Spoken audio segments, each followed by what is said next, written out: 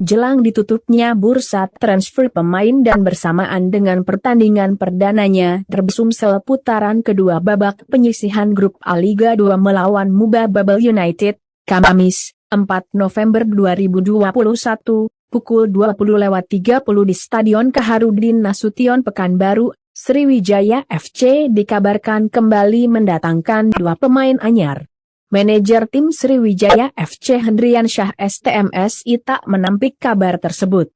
Hanya saja ia baru bisa mengomentari satu gelandang serang yakni Arodi Aopdana asal Papua.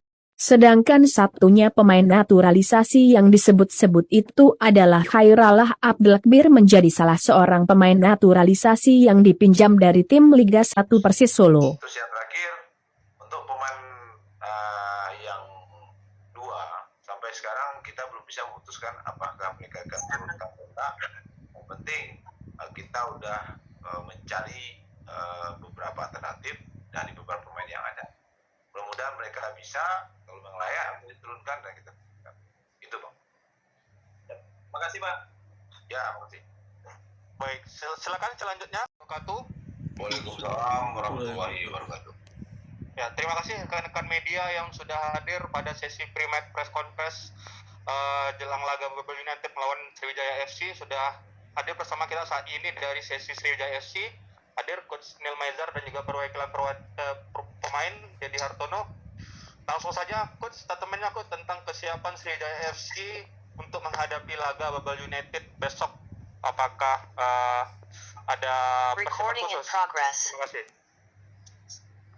Oke, assalamualaikum warahmatullahi wabarakatuh. Waalaikumsalam. Saya seluruh rekan wartawan baik media cetak maupun media elektronik.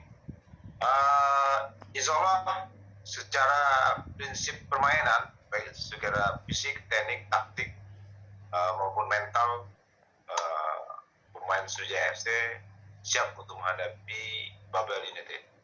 Semoga di pertandingan besok jam 20.30 kita bisa menampilkan permainan terbaik dan semoga Allah akan selalu memberkati buat keberhasilan Sriwijaya FC.